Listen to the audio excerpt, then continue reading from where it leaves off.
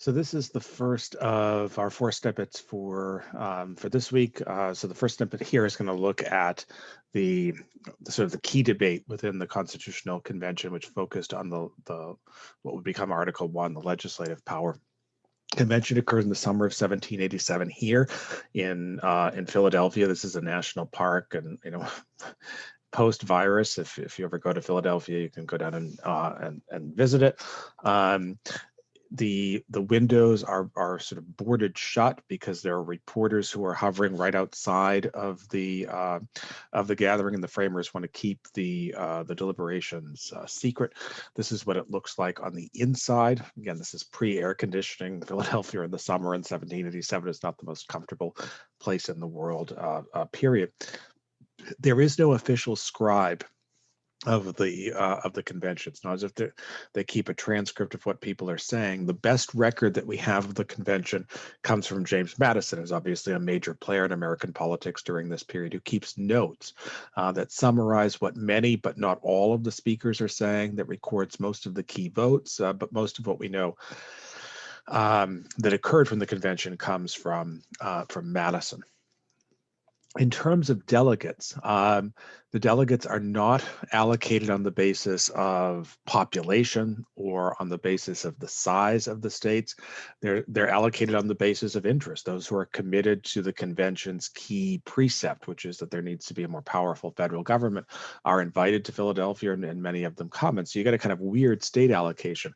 We have lots of delegates from relatively small states, say Delaware or Maryland, and then if you look, very few delegates from New York, only 3 delegates from New York, only one of whom, Alexander Hamilton, signs the Constitution, and 7 from Virginia, largest state in the Union at this point, and only 3 of the Virginians will ultimately sign the Constitution, and of course 0 from Rhode Island, which boycotts the convention. The most notable thing about the delegates is that they are disproportionately young. There are 4 under the age of 30. The vast majority are in their 30s or early 40s. So these are people whose historical memories really don't date back very far. So that most of the people who were at the Constitutional Convention are not major players in the debates of the 1760s, and they sort of emerge in politics in the 1770s, or even in some cases into the 1780s. And so their most immediate memory is not this idea of an overly powerful king, what animated the revolution itself, but the failures of the Articles system to create a powerful enough federal government, causing strategic problems, causing disillusion among the states, not having enough revenue, these sorts of things. So what unites the delegates is a commitment to a more powerful federal government. But to go back to the previous slide, you'll notice that there are quite a few delegates here with asterisks.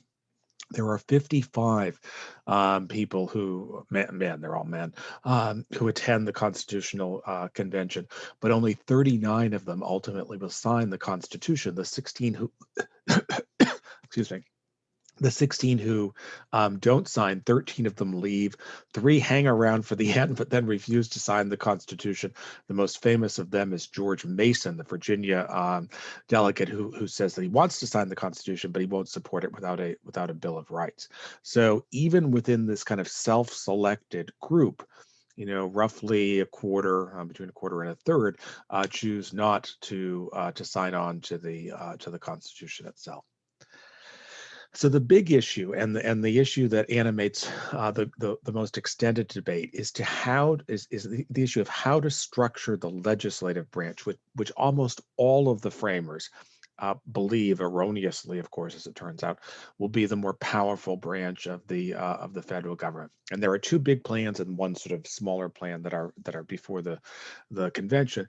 The first is the so-called Virginia plan, which is introduced by this man, Edmund Randolph, on behalf of the larger states. And what the Virginia plan envisions is a Congress where the delegates to the Congress will be allocated according to the number of of free inhabitants. This is an interesting element of the Virginia plan.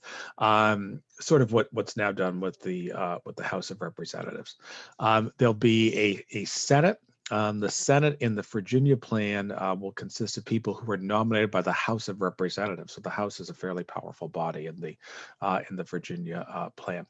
This is going to be a powerful government. It has the federal government, the federal Congress has the power to veto state laws, but it also embraces the idea of term limits. And this is, remember, think back to the articles. This is a big concept with the framers because they're worried about people becoming ensconced in government and unresponsive to the popular will. There will be a national executive, what we would now call the president. The president in the Virginia plan is to be chosen by the legislature. So again, it's a very powerful legislature in the Virginia plan, and the legislature itself is weighted towards the bigger states. The executive can serve for and an uncertain number of years. Congress would have decided this, but cannot run for or cannot stand for re-election. And there'll be the judiciary will have the power for judicial review. That is, the judiciary can declare items to be unconstitutional. So that's the Virginia plan. Virginia plan is strongly supported by delegates from bigger states, but strongly opposed by delegates from smaller states who are worried that they'll kind of be overwhelmed by the Virginia model. And they tend to flock towards what's called the New Jersey plan, which is introduced by this guy, William Patterson, which envisions not so much a new constitution, but, as you can sort of see here, a revision of the Articles of Confederation. So the New Jersey plan is basically saying we want a kind of weak federal government, and we just want to focus on the areas where the articles had failed. So we'll create a system where this kind of weak federal government has authority to pass laws to raise taxes, which was a big issue with the government. The plan envisions a federal executive that might be a multi-person executive, so a much weaker executive even than the Virginia plan executive. The person will not be able to stand for re-election. It envisions a legislature which is allocated on the basis of states. That is, it doesn't matter if you have a very populous state or a very unpopulous state. You're going to have the same number of members in the legislature. So you can kind of see the frameworks of a compromise here, right? So the idea is that the Virginia plan will animate the House of Representatives, so you'll allocate on the basis of population, and the New Jersey plan will animate the Senate, where they allocate on the basis of states. And the idea behind the Senate is that all senators are supposed to represent the interests of their states, which to a certain extent, exists for much of American history. I think we've kind of moved away from that. There is a third plan, which is known as the Hamilton plan, because Hamilton can't get anyone else to really adopt it.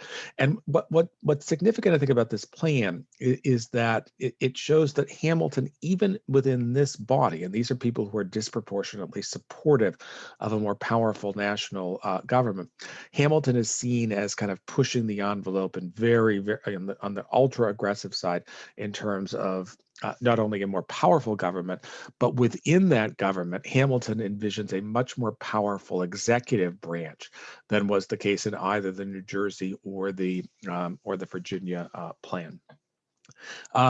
The Senate will consist of people who are elected, but they serve during good behavior. That is, that they're just going to have this kind of extended terms. The Senate will have the sole power to declare war. Hamilton is a little worried about popular passions, and so he doesn't want to have a system where the House of Representatives, what he calls the Assembly, will get to declare wars. It's only going to be the Senate. There is a powerful executive who will be chosen by electors, chosen by electors, chosen by the people. This is a very indirect system.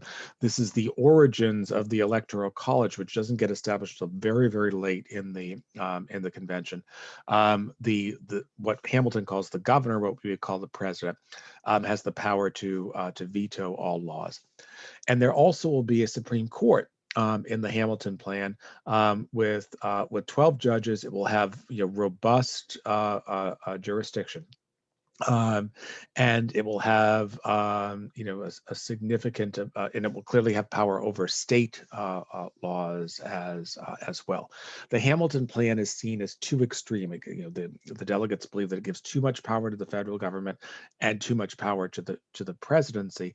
But a lot of the Hamilton ideas kind of work their way into the Constitution relatively late in the game. So that's our first snippet for this week.